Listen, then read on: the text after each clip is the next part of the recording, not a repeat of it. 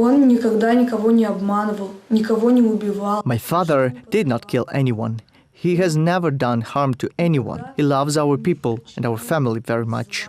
Safiye and Bekir have not seen their father for 5 years. They are children of Amir Hussein Kuku. The day of February 11th, 2016 was fatal for the family. Crimean human rights activist was detained on his way to work. This detention was the second for him, but this time it was followed by an arrest at a pre-trial detention facility. Maryam, the wife of the human rights activist, says her husband was stunned with blows to the head from behind. They tried to grab a folder with the documents and his phone. 11 февраля 2016 года. On February 11, 2016, there was a second search, absolutely outrageous. Security services broke down the door. It was terrible.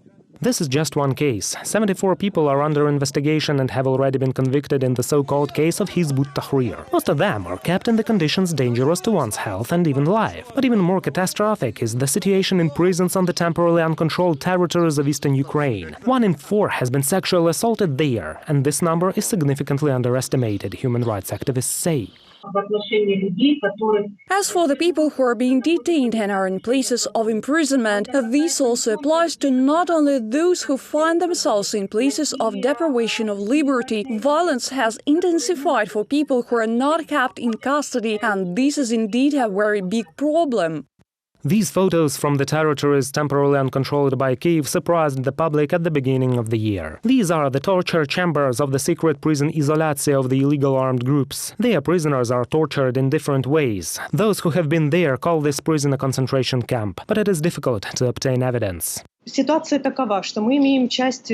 situation is the following. We have a part of the territory that is occupied. It is under the control of the Russian Federation. We cannot go there. We cannot talk to witnesses. We cannot talk to people who have suffered from violence until they manage to leave to the territory controlled by Ukraine. And in fact, evidence of violence in the Russian-occupied Crimea and in the uncontrolled parts of Donbas are collected by human rights activists. This is a very difficult, anonymous and thorough process. All the data gathered will become materials of lawsuits to the international courts and is aimed at bringing all those responsible to justice.